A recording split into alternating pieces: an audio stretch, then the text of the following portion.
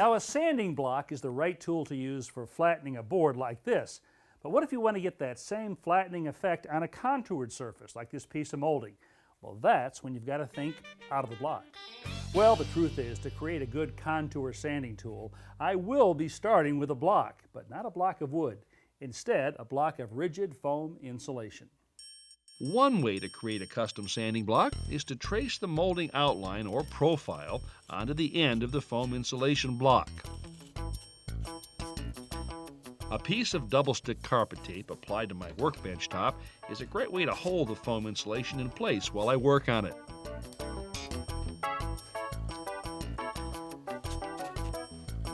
I usually extend guidelines back along the face of the block. This tool, called a microplane, is actually a very fine and very sharp rasp. If it looks like something you've got in your kitchen, that's because the manufacturer uses the same technology to make high-quality lemon zesters and cheese graters. At any rate, kitchen or workshop, it's perfect for shaping foam insulation. Now, to use my contour block, I'm just going to wrap some sandpaper around it. Leave it a bit loose here on the bottom so that it can conform to the profile. Set it on the molding and begin to sand.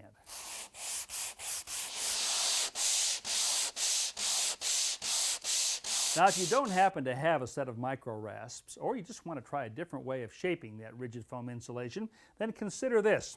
It's something my neighbor Rick showed me.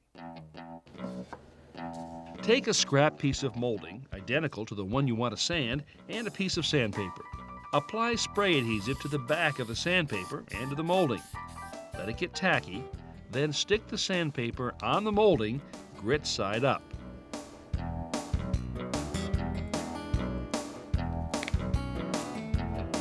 Use a putty knife to press the sandpaper into the grooves and crevices.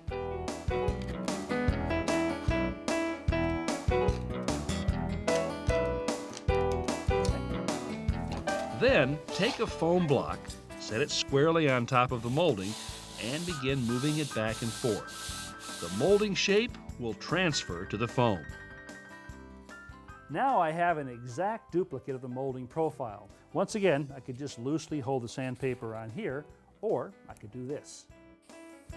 A little more spray adhesive applied to the contoured foam block and the back of the sandpaper will allow me to attach the two securely and eliminate any chance of slipping.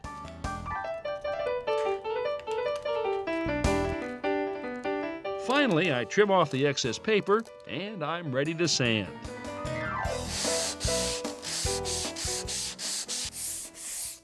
Now I ask you, what could be easier than this?